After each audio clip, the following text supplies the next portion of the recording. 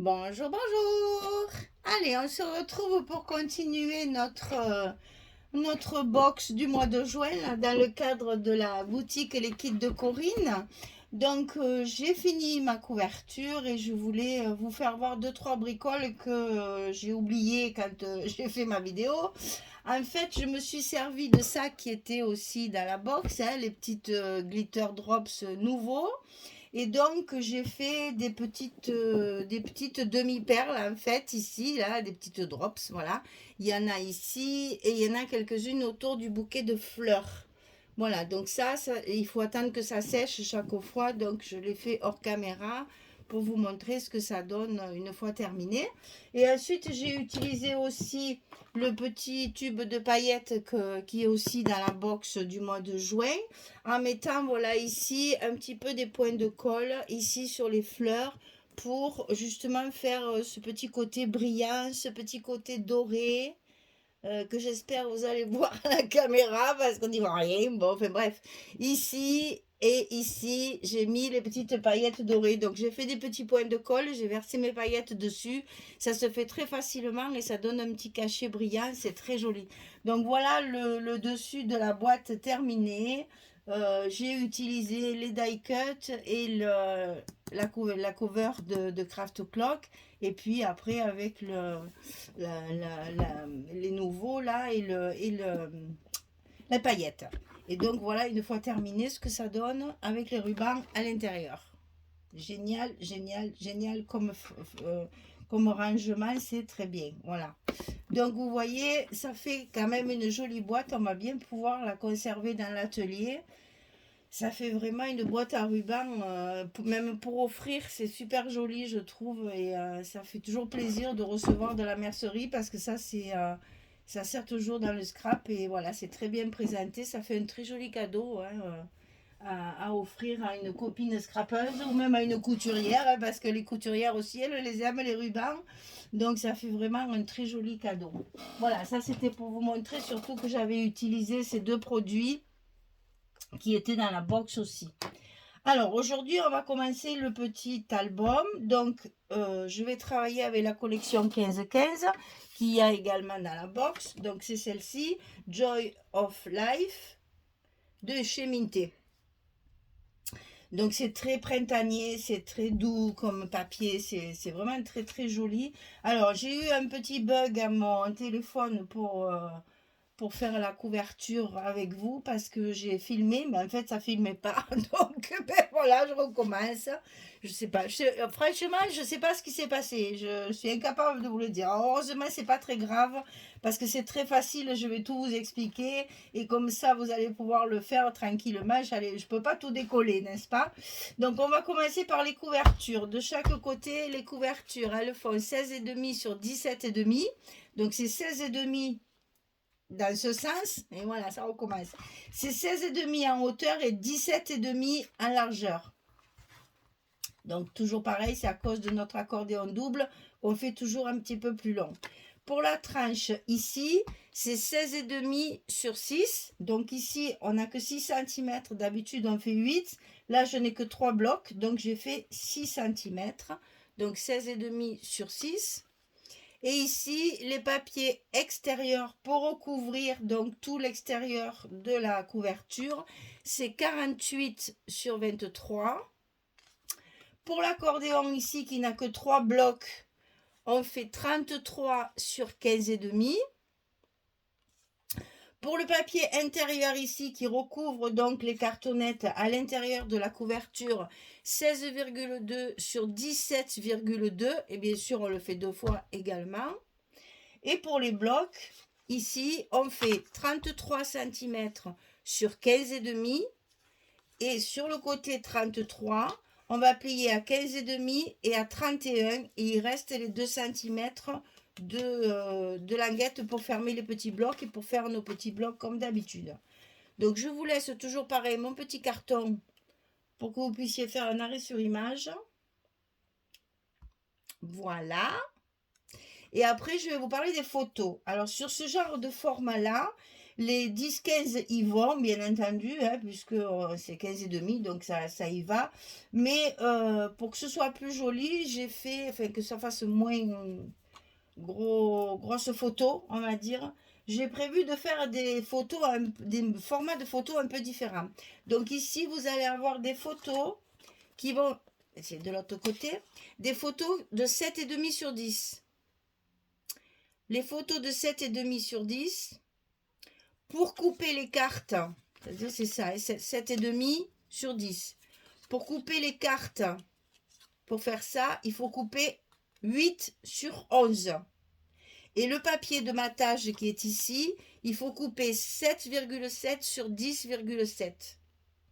Donc pour une photo de 7,5 sur 10, on coupe notre carte 8 sur 11, le papier 7,7 sur 10,7. Je vais vous faire pareil pour le petit carton. Après, on a des photos de 10 sur 10. Donc les cartes ici, on les coupe à 11 sur 11. Et le matage, c'est 10,7 sur 10,7. Voilà, je vous ai tout écrit là. Comme ça, on fait pareil. Voilà. Donc ici, pour faire cette couverture, donc je peux vous la montrer parce qu'elle n'est pas terminée. J'ai juste collé mes papiers. Donc ici, j'ai utilisé une chute du papier de cover de Craft Clock que j'ai utilisé pour la boîte. Je m'en suis servi de la chute pour faire ma tranche. Et dessus, j'ai rajouté les petites images que nous avons dans la collection 15-15 ici. On en a plein. Donc on va pouvoir s'en servir pour faire la déco, mais on s'en sert également. Enfin, je m'en suis servi également pour faire ma tranche. Et je me suis servi également du petit ruban qu'on a dans la box également pour faire un encadrement comme ça. Ici, j'ai utilisé cette feuille-là parce que j'aime beaucoup cette porte. J'aime bien ce petit fauteuil là. J'adore ce petit coin tranquille de lecture là. Et donc, comme bien entendu, ça fait 15,2 sur 15,2. C'est trop petit, donc je l'ai maté. Je l'ai maté d'abord avec du bleu comme ça. Et ensuite, je l'ai maté avec du blanc. Et comme de ce côté, c'était beaucoup plus large, puisque là, on a 17,5, j'ai donc remis encore du petit ruban ici de chaque côté pour un peu casser cette grande bande blanche. Ça, c'est la couverture de fond. Et la couverture de dessus, je vous l'avais dit, je voulais utiliser celle-là parce que ça va me permettre de coller tout ce que j'ai dans le petit sachet et faire une jolie présentation avec le petit sachet et tout ce qu'il y a dedans. Ça va me servir pour décorer ma couverture. Et là, j'ai fait le contraire, c'est-à-dire que j'ai mis d'abord le bleu, puis le blanc et après la page de papier. Donc là, j'ai mis mon petit ruban tout autour pour faire un encadrement. Ici, je le mettrai qu'après, quand j'aurai fait ma composition, je regarderai si c'est la peine de le mettre ou pas, parce que je pense qu'avec ma composition, ça ne se verra pas. Donc, je ne le mets pas, j'économise mon ruban, hein, toujours pareil. Il est fermé donc avec des rubans en organza, un peu brillant. J'ai choisi 3 couleurs dégradées. Donc, il y a un clair, un peu plus foncé et un peu plus foncé. Les 3 couleurs qui sont dans ce papier-là. Un papier cérusé comme ça, j'ai utilisé les 3 couleurs. Donc, je les ai mis ensemble de chaque côté pour pouvoir faire notre nœud ici de fermeture. Voilà. Alors, à l'intérieur, c'est là que mon téléphone a bugué. À l'intérieur, il y a simplement 2 pochettes avec des choses à l'intérieur. C'est très facile à faire. Je vous ai marqué les dimensions. Je vais vous les donner comme ça. C'est comme si je l'avais fait devant vous. Alors ici, les pochettes, elles font 19,5 sur 7,5. 19,5 sur 7,5. Et sur le côté 19,5, on va plier à 2 et on va plier à 17,5. Et ici, on va se retrouver avec notre largeur nécessaire pour le bloc. Donc ici, pareil, j'ai utilisé la même feuille ici pour pouvoir faire mes pochettes. Et j'ai rajouté ici 2 petites chutes de papier pour pouvoir finir ma largeur. Et ça fait un petit effet patchwork. Donc d'un côté, il y a cette photo-là. Et de l'autre côté, il y a cette photo-là. on reste dans les mêmes styles, hein, avec je suis encore, avec la montgolfière et les petits ballons. J'ai voulu quand même faire à peu près pareil, un petit oiseau, c'est à peu près pareil. Et donc ici, à l'intérieur, on va mettre un petit livret avec les photos 7,5. Alors, 7,5, 10. Donc, c'est des demi-photos, en fait, hein. C'est une photo 10-15. Vous voyez, avec la photo 10-15, on la met à l'entier. Et si vous la coupez au milieu, ça fait deux demi-photos. Donc, c'est pour ça qu'il y a ce format-là. Ça vous fait des photos de 7,5 sur 10. Donc, ça fait 20, ça fait 16. Ça fait 16 sur 11. Ah, vous la connaissez, hein, cette mesure. 16 sur 11. Et tout simplement, on plie à 8 au milieu. Et on va se retrouver avec nos deux petites cartes pour pouvoir faire 7,5, 10, 7,5, 10, 7,5, 10. Voilà. Donc c'est facile. 16 sur 11, on plie à 8 et vous avez la possibilité de mettre 4 photos. Et ça se glisse à l'intérieur de la petite pochette. Et sur celle-là de pochette, j'ai fait une carte pour pouvoir mettre une photo 10-10. Donc, un côté et l'autre. Et ça va se glisser ici. Donc là, vous avez un papier qui fait 11 sur 11.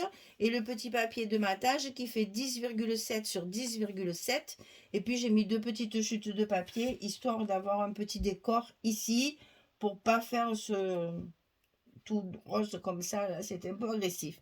Donc, tout simple, hein, franchement... deux pochettes, deux cartes différentes pour mettre des photos de différents formats. C'est tout simple. Donc, je suis désolée, je l'ai monté avec la caméra qui n'a pas marché. Donc, du coup, ben, c'est un peu plus rapide. Alors, c'est pas grave, on fera ça. Là, j'essaierai d'être un peu plus performante, n'est-ce pas, la prochaine fois.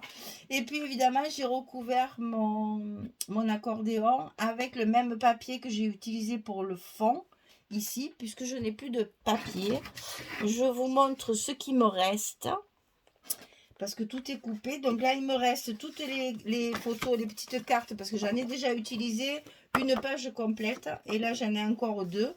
Donc là, ça va me servir évidemment, ben justement, pour décorer mes petites pochettes et ce genre de trucs. Je vais me servir des petites cartes qui me restent comme ça. Là, vous voyez, on va coller des petites cartes et tout ça.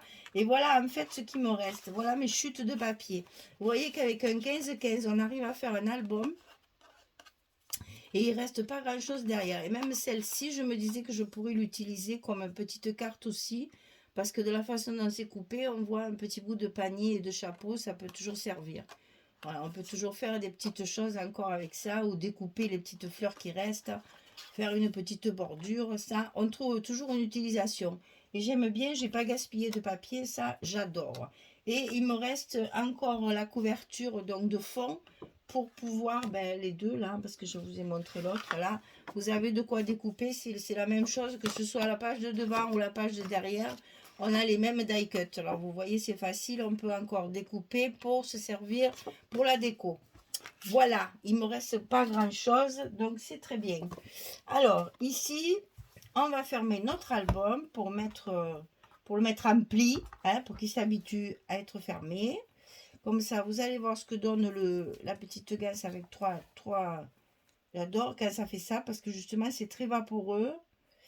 Et c'est ce que j'aime. Voilà, ça donne toujours une petite touche agréable sur le côté. Et c'est lumineux en plus et c'est bien dans les tons du papier. Et là, donc, ben voilà, ce sera la surprise pour la prochaine fois. Voilà. Alors, tout est prêt. Je vais tout de suite filmer les blocs. Alors, par contre, pour filmer les blocs, ce que je vais faire, parce que c'est quand même très simple, vu que ben, c'est une collection 15-15, hein, donc j'ai fait que 3 blocs. Et sur chaque bloc, la structure est très facile.